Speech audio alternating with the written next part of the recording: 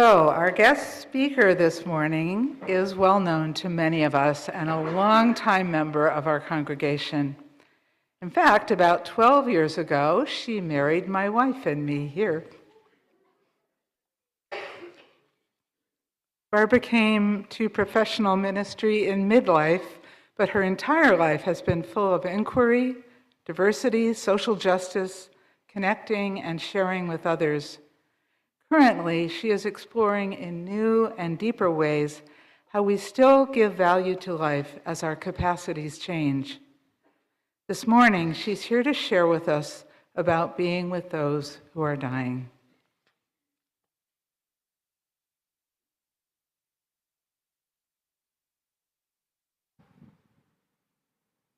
Thanks, Carrie. It's especially a pleasure to marry people who I know, and I was delighted when Carrie and Dominique asked me to do that.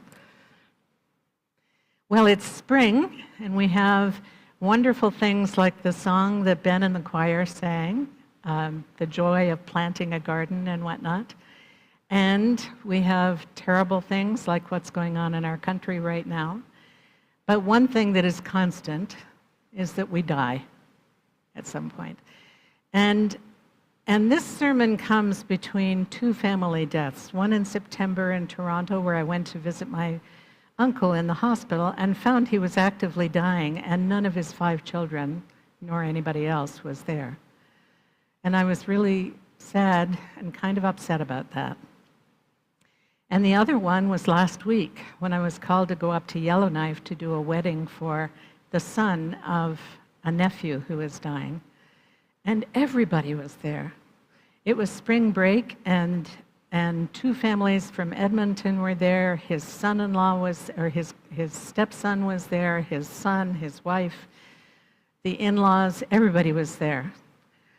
And the contrast was really stunning.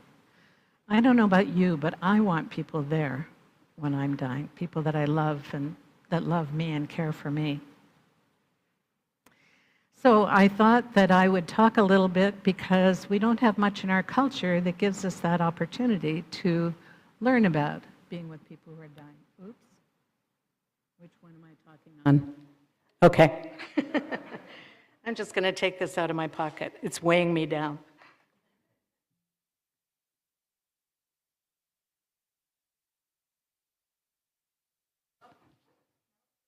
No? Here we go.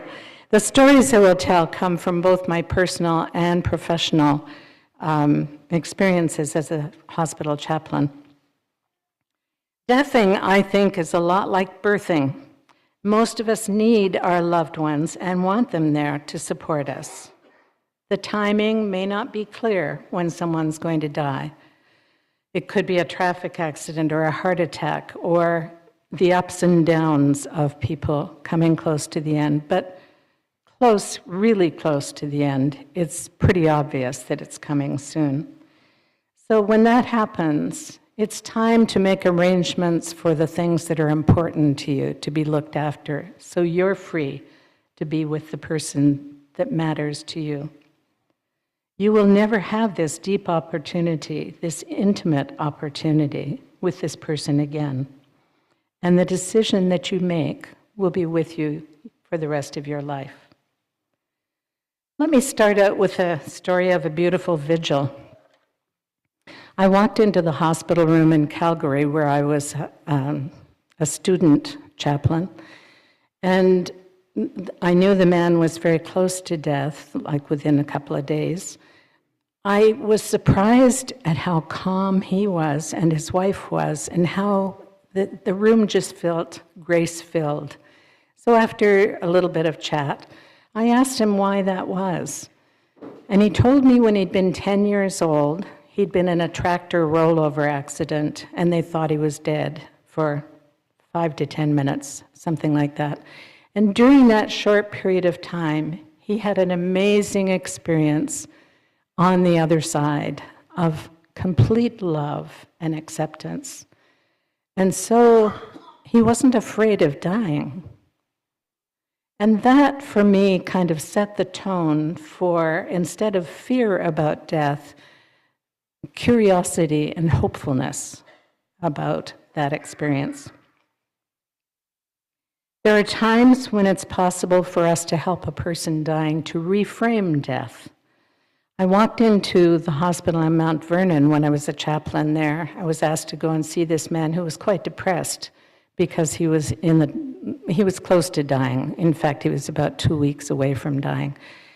And in the course of our conversation, I asked him why he was so sad. And he said, you know, for 5 years, I've been writing inspirational pieces for the hospice newsletter because he'd had cancer for that long. And how am I going to tell them now that I've failed? And I said, well, what would it be like instead if you said, I'm embracing the next adventure? He thought about that for a minute, and he kind of perked up. Well, our visit ended, and when I went back to see him, probably a week later, I found out that he had been estranged from his son, and that he had called his son, and they had reconciled, and that was a source of great joy for him. And he had written the last letter for the hospice newsletter, and he was now embracing the last adventure, or the next adventure. I think that made a big difference for him. Why do people stay away even when they know death is imminent? I can think of 4 reasons. Circumstances beyond their control. For example, with my uncle who died alone, his son was on a plane on the way from Vancouver and it didn't get there in time. 2, fear of the process. Our culture has limited opportunities to be with the dying and few rituals to help us through the process, so we fear the unknown. 3, our unresolved beliefs about death and what comes next. And 4, I can't tell you how many times I've heard this, I just want to remember them the way they were. To which I want to say, is that what you want for you when you die? And I'm gritting my teeth when I'm saying it. Here's a story of 2 middle-aged women who overcame their fear of the dying process. One of them worked in the hospital where I was in Calgary, and she came to me and she said, our mom is getting close to the end of our life. Would you come with us when she's dying? And I said, yes. So a couple of weeks later, she came and said, it's today. So I went with them to see her mother, their mother, and she was close to dying. And we sat there for about 5 hours. She had come at about 5 o'clock in the evening, so it's now about 10 o'clock in the evening. And I got up and started to put my coat on to leave, and they started to do the same. And I said, you know your mom's probably going to die tonight, do you? They said, yes. I said, are you afraid to be here on your own? Yes. Would you stay if I stayed? Oh, would you? So we got pillows and blankets and, easy chairs and whatnot, and we made ourselves comfortable. And Mom was doing the kind of heavy breathing that comes sometimes just before death. Sometimes we call it agonal breathing. Anyway, after a little while, we dozed off, and after a while, I heard her speaking. And she said, I love you all so much. And God loves you so much. Then she went back to sleep, and we did too. And then after a while, I heard her speaking again. She was talking to somebody up in the corner of the room, and we couldn't see that person or hear them, but she could. And then she went back to sleep. And in the morning, I woke up and everything was silent. I thought, oh, we missed it. No, she was still with us. So I left. The girls, I can't remember, I think they left. She died 3 days later, but the girls were with her, and they were not afraid. And what a gift she gave to us in that statement, I love you so much.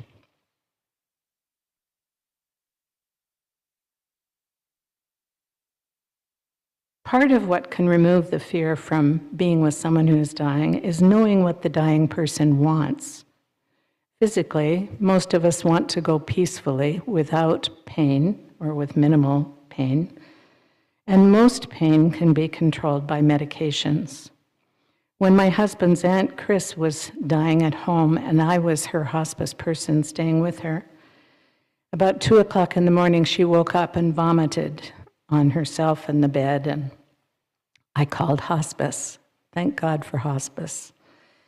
And they came like within 15 minutes. We changed her, got her cleaned up, changed the bed, and she administered some more medication. And Chris just quietly slept away and died about 6 in the morning. It was a gentle passing, and for me, it was as if time was suspended. I was with her and up most of the night with her, but it was as if there hadn't been any time. I called my husband, and he brought our teenagers and to say goodbye to Aunt Chris. Our daughter, Andrea, whom many of you know plays the piano, I asked her the other day, was that a good idea? And she said, yes, it was a good introduction to death. Each death is different, but there's some commonalities. Cooling of the extremities, slower breathing, or sometimes what we call that agonal breathing, deep raspy breaths. The heart may continue to beat for a few minutes after the breathing stops. Emotionally, what people want, it's so helpful if we've had those discussions before we get to that critical time. My friend Susan had one of the best deaths that I know. She was, I think, 72 at that point. Some of you probably knew Susan Hurst. On Monday, she was about to go to Portugal with one of her grandchildren. That was something she did with all her grandchildren, was take them on a great trip that they wanted to go on. The plane was canceled. Tuesday, same thing happened. Plane was canceled. So they said, to heck with that. The whole family is going to go down to Utah and hike. That was Wednesday. On Thursday, she began dropping things, and she couldn't figure out how to do up her seatbelt. And her husband said, we're going home. Came home, and on Friday, she was diagnosed with stage 4 lung cancer metastasized to her brain. I was with her on Monday, the next Monday, just 3 days later, and one of the things that I asked her was, Susan, what's most important to you now in the time that you have left? And she said, my family. I want my family here.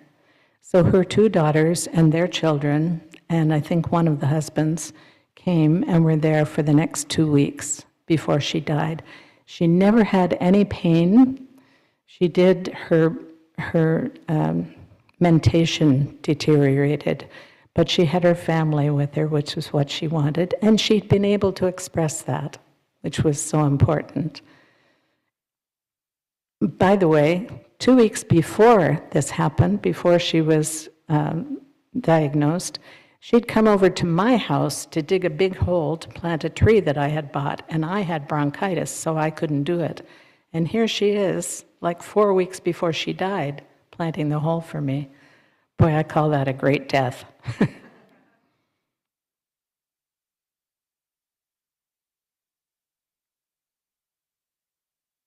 People sometimes withhold feelings and avoid talking about death in an attempt to shield others from pain. Sometimes they just don't know what to say. Usually the person who's dying knows there's something critically wrong, knows probably that they're close to death, but nobody's talking about it. There was a woman in Calgary who came to me and wanted me to go and speak to her husband, Jack. Jack had cancer, he was close to death, and he wouldn't talk about it. So she said, my husband doesn't love me anymore. So I went to Jack, and a little bit of conversation, and then I said, Jack, this is a kind of a cowboy kind of guy. Jack, you know you're dying. Yep. And Margaret knows you're dying. Yep. She doesn't think you love her anymore. What do you mean? Tell her to get in here. So Margaret came in and they were able to talk and things were much easier. So then Margaret came down later that day and she said, will you come and talk to my 2 sons? And I go up there and these 2 great big hulking guys are there, and she says, you go with the chaplain, and they kind of followed me down the hall like 2 little bad kids going to the kindergarten principal. Anyway, we had some conversation, and one of the questions I asked them was, does your dad love you? Yes, he does. Do you love your dad? Yes, we do. How do you know your dad loves you? Well, he helps us to fix our cars and build fences and stuff like that. Well, how would you be able to communicate to your dad that you love him now? Long silence. I guess we'd have to tell him.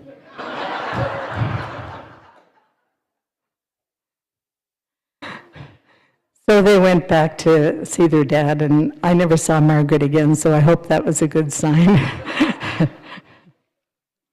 If you struggle with what to say, John James and Russell Friedman have been working with dying people for over 20 years when they wrote their book called The Grief Recovery Handbook. They developed a process that I've found very helpful, both personally and in professional situations. And to synthesize that book into 4 points, they include writing all the things you can think of to be thankful for.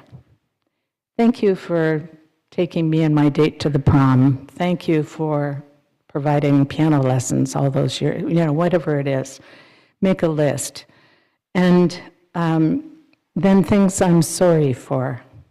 I'm sorry I was such a stinker when I was a teenager, or whatever. Things I want to forgive you for. And any significant emotional statements that you can make. I love you so much, and I'm really going to miss you. Whatever. I experienced the effectiveness of this personally in my own family, but I also experienced it when I was a chaplain in Mount Vernon. I had a patient who was in the dying process, in the agonal breathing process, and he had been a restaurateur and an alcoholic, and he was divorced from his wife. So his 26-year-old daughter came in, and I suggested to her that she might want to do those 4 things. She went over and talked with him, and his breathing changed. And then she left, and a little while later, the wife came in, the ex-wife, and I suggested the same thing, and I don't know what she said, whether she did those 4 things or not, but she whispered to him for a few minutes, and then she left, and he died within minutes. He just really needed to hear those final words. Understanding the concept of traveling language can be really helpful when you're dealing with someone who's getting close to dying. In the book, Final Gifts, Understanding the Special Awareness, Needs, and Communication of the Dying, 2 hospice nurses share this concept of language which often comes before death. I remember somebody saying, I have to get the storm windows on. And somebody else saying, I need to get my driver's license renewed. Thinking, what? Anyway, 96-year-old Eleanor had been nonverbal for 3 days when I went to see her. She was a member of my congregation out in the valley. And on the 3rd day, when I was visiting her and singing hymns to her, which she liked me to do, suddenly she spoke. I don't have my driver's license anymore. And fortunately, I'd read that book. So I said, are you worried about how you're going to get from here to there, Eleanor? She nodded. Well, this was a United Methodist church out in the valley, and so it was a Christian church. And I said, do you remember Ezekiel's chariot of fire? She wasn't speaking anymore. I said, when you're ready to go, Your chariot will be there waiting for you." And she smiled.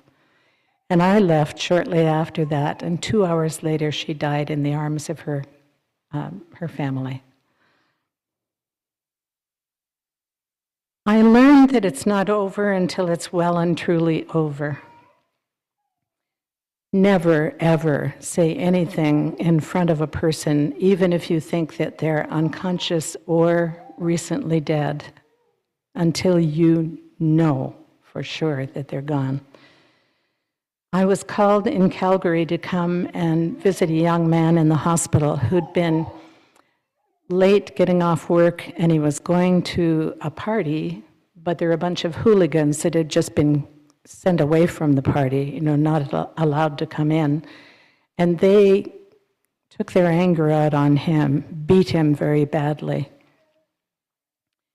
So he was unconscious, and as I was about to go into the room, the nurse said to me, "Oh, there's no point in praying for him. He's already brain dead." Which didn't sit well with me, but I thought to myself, whether he hears me or not, his girlfriend needs this.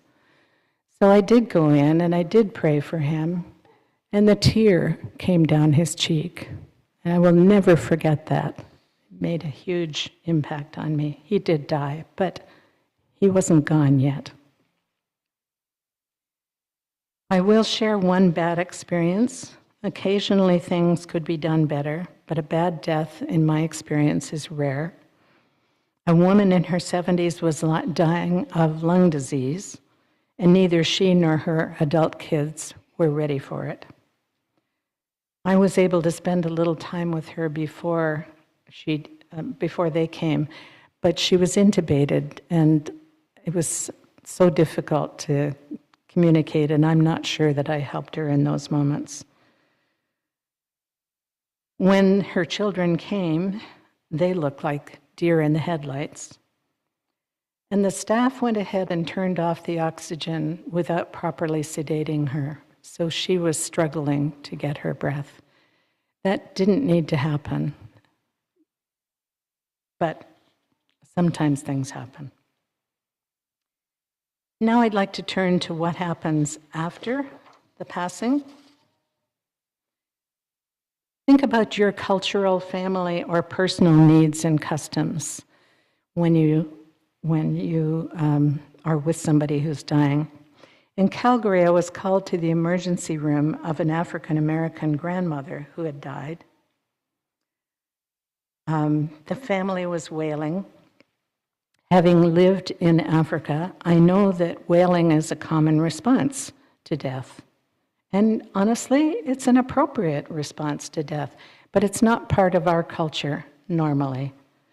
The staff and other patients were quite distressed by this very visceral emotional response. And it occurred to me that singing and praying is also part of their culture. So I began singing, "Swing Low, Sweet Chariot." Please join me in singing. Swing low, sweet chariot, coming for to carry me home. Swing low, sweet chariot, coming for to carry me home. I looked over Jordan, and what did I see?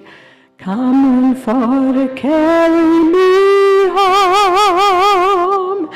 A band of angels coming after me, coming for to carry me home.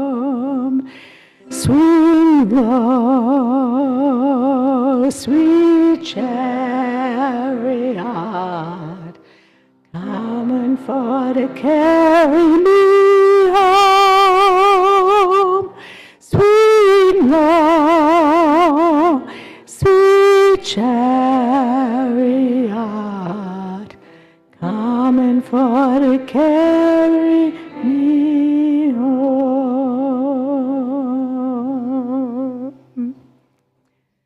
As I began to sing, they began to sing, which was what I was hoping. And we sang all the way through all the verses, which they knew.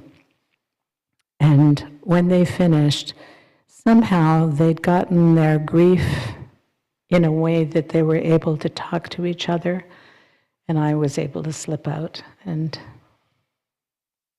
it was good. Many people have strong reactions after an unexpected loss. A woman who was probably in her 40s died in the ICU. The family was out in the waiting room because they'd been alerted that she was critical. And the young man, probably in his early 20s, had this very strong reaction. I think he said something really strong. I can't remember what it was.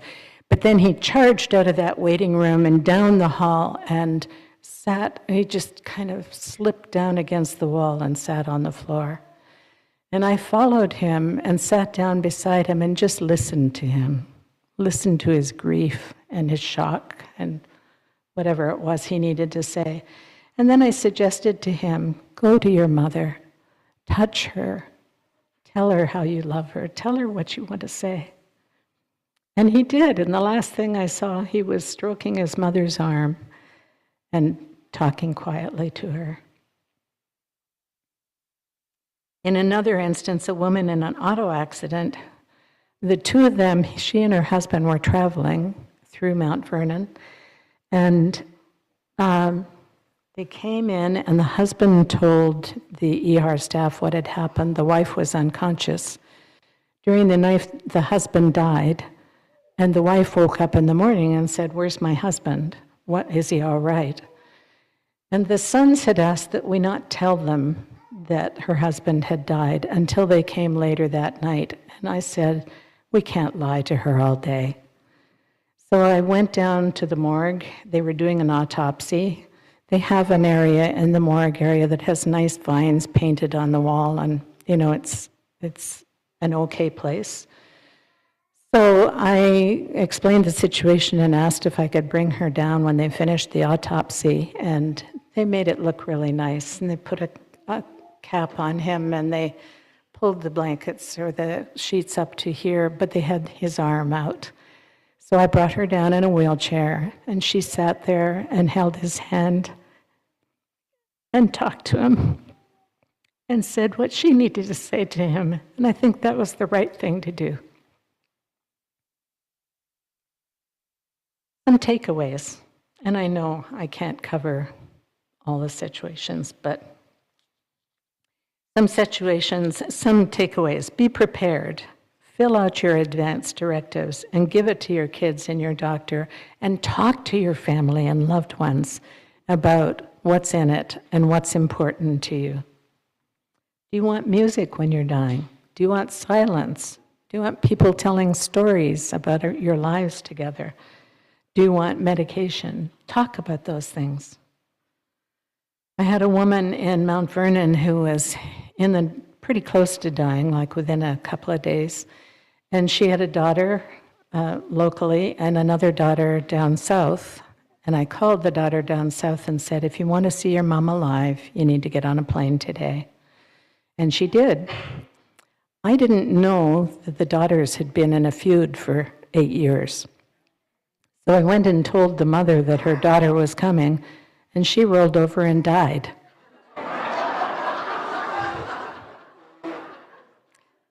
I don't know the whole story there. But when the daughter came from the south, we sat in this little room, and they had this argument about where Mom wanted to be buried. She wanted to be buried in Anacortes. No, she wanted to be buried with Dad. Back and forth. And finally, the husband of the daughter from the south said, should we pray about this? And I'm thinking, I'm the chaplain, I should have thought of that. Anyway, we prayed about it, and they came together, and they decided together where she would be buried. How would her death have been different if she'd communicated and told them where she wanted to be buried? And maybe if the feud had been settled so that the girls could support each other. If possible, use hospice. We have a very famous hospice person in this congregation who was the person who started Hospice House. And as one of my friends said when we went to a hospice house, first you go to heaven and then you die.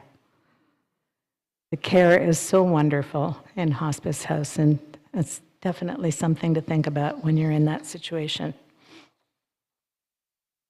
If at all possible, be there during the dying process. But if the person dies while you go out to the kitchen to get a cup of coffee, they probably needed to be alone.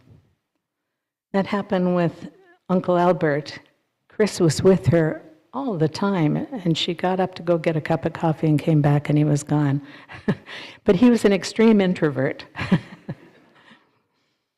Also, my young nephew, who just died a few weeks ago, sent his wife away on a trip that she'd been planning for a year with her two cousins. And she kept saying, "Daryl, are you sure I should go?" "I'll be fine," he said. "You go. I want you to go." So finally, she did go. And as soon as she left, he started to go downhill. And I think she's such a force of nature, he couldn't let go until she was out of the picture. Never say anything in front of a dying person that you wouldn't want them to hear until you're very, very sure that they're gone. And take all the time after the death to say goodbye to the person. Touch them, talk to them, let the children see them, let their animals see them. And does your family have any special rituals?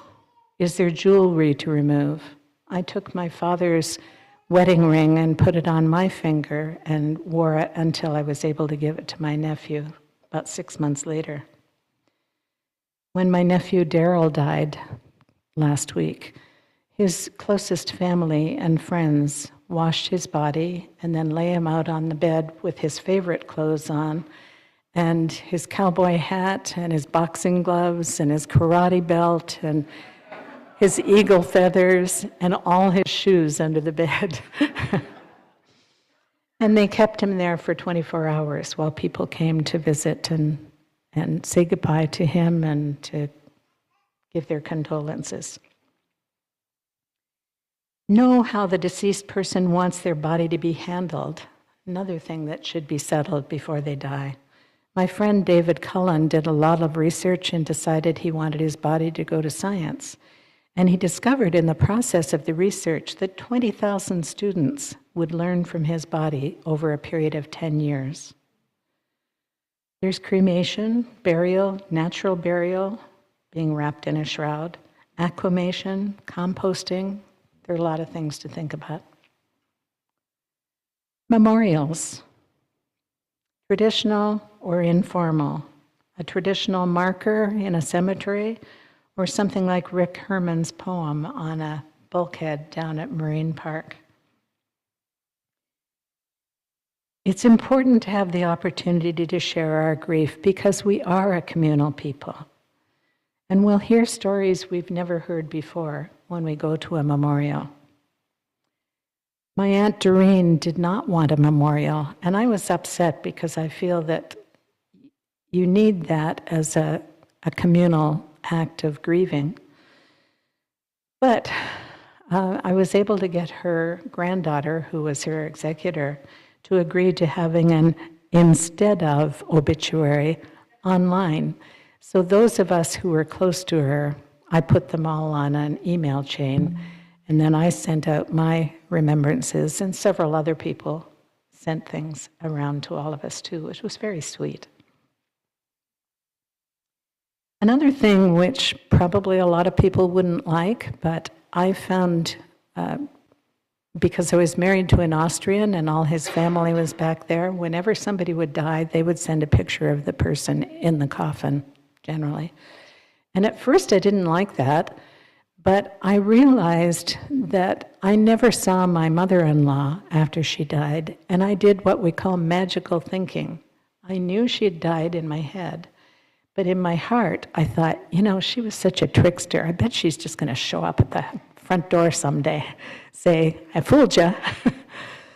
So when Uncle David died in Toronto, I took his picture, and I told the kids I had the picture, and 3 of the 5 of them wanted to see it, and the others did not.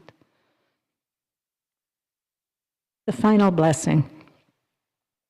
When my father died, he'd been in the hospital with his 2nd blood transfusion because of cirrhosis of the liver and consequent lack of function in making red blood cells. These transfusions follow a 6-week pattern. 2 weeks, you're sort of getting better. 2 weeks, you feel pretty good. And then 2 weeks, you're kind of going downhill. When I looked at him in the hospital and saw how puny and miserable he looked, I said, Dad, is this really what you want? Dad was 93 at the time, by the way. And he looked out the window and he looked back at me and he said, I guess I'm ready to go down the road. The doctor told me it would be 6 weeks before he died. It was 3 months. It was a very tough time for me. I tried to make him comfortable. I tried to do those end-of-life 4 questions, and his response was, whatever. Not what I wanted. But as difficult as this was to do for a father who'd always given me the message that I was not enough, a miracle happened. A few days before he died, he looked at me and said, Barb, we never could have done this without you. And that's the blessing I will take with me the rest of my life. I've met a lot of people as a chaplain, counselor, and friend who longed for their parents' blessing and sometimes never got it. And I've seen people near the end of their lives who longed for reconciliation with a child or someone else dear. And I know those people who didn't have the possibility to reconcile with their parents before they died struggle with it later. I encourage you to look very seriously at companioning someone in dying as a blessed opportunity rather than a dread duty. This bravery will strengthen you for many challenges in your life, and the gifts that come from it will be more than you could ever imagine. Amen, and blessed be.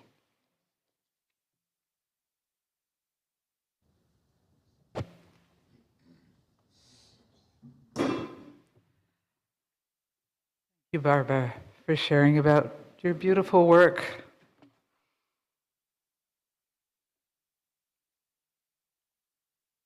It's always important to me to be part of a community like this, but it seems especially important during times of personal loss or national crisis. I now invite the ushers to come forward to receive the morning offering, and we appreciate you giving whatever you can to keep this community alive and thriving.